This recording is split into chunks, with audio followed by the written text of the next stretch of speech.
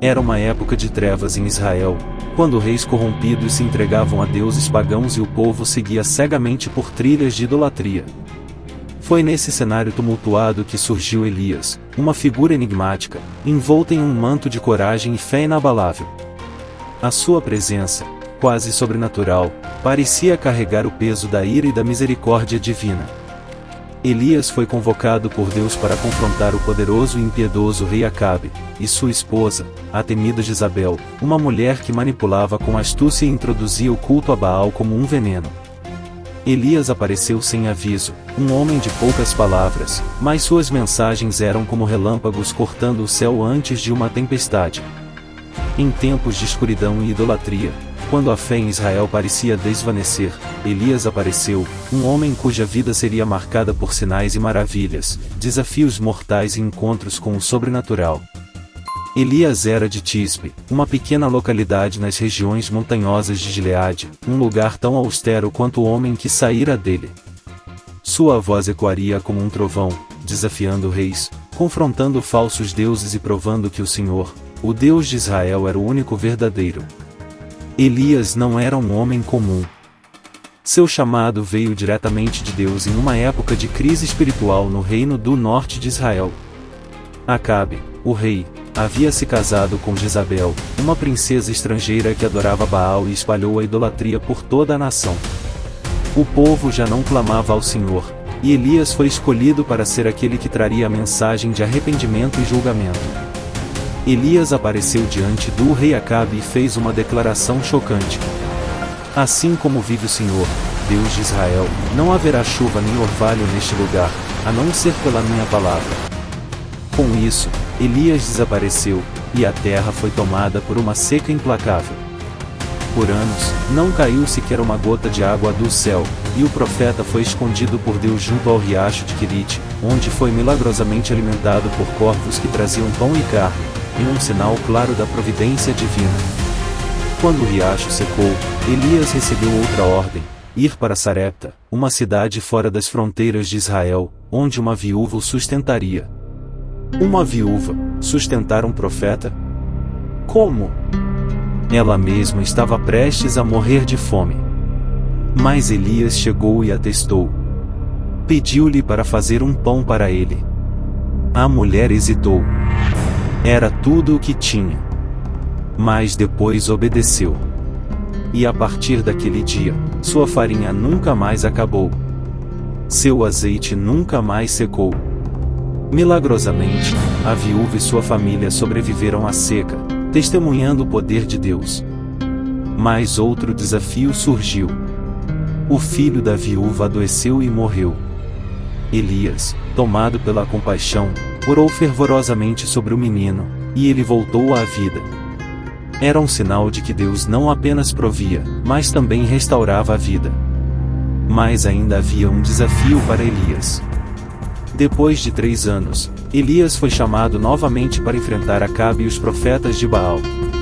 No Monte Carmelo, ocorreu o confronto épico que definiria o futuro espiritual de Israel. Elias convocou todo o povo e desafiou os falsos profetas a chamar fogo do céu sobre seus altares. Os profetas de Baal clamaram desesperadamente, gritaram e cortaram-se em um frenesi, mas nada aconteceu. O silêncio era absoluto. Então Elias ergueu um altar ao Senhor, colocou um sacrifício sobre ele e mandou encharcar tudo com água. Ele orou, e o fogo desceu do céu, consumindo o sacrifício, as pedras, a água e até mesmo o pó. O povo caiu de joelhos, reconhecendo que o Senhor é Deus. Mas Elias não parou por aí. Ele ordenou que todos os profetas de Baal fossem eliminados, em um ato de purificação espiritual. Esse evento marcou o fim da influência de Baal naquele momento. A terra estava seca por 3 anos e meio, nenhuma gota de chuva havia caído sobre Israel. Mas naquele dia, no alto do Monte Carmelo algo mudou. Elias curvou-se ao chão, colocou o rosto entre os joelhos e começou a orar. Seu pedido era simples, mas sua fé inabalável. O céu continuava limpo, nenhum sinal de chuva. Mas Elias não desistiu. Ele orou continuamente. até que uma pequena nuvem surgiu no horizonte, crescendo até se transformar em uma grande tempestade. O rei Acabe subiu rapidamente em seu carro puxado por cavalos velozes e partiu rumo a Jezreel. Mas algo extraordinário aconteceu. Elias, um homem já avançado em idade, recebeu uma força sobrenatural do Espírito do Senhor. Sua energia foi renovada. Suas pernas se tornaram como as de um corredor incansável.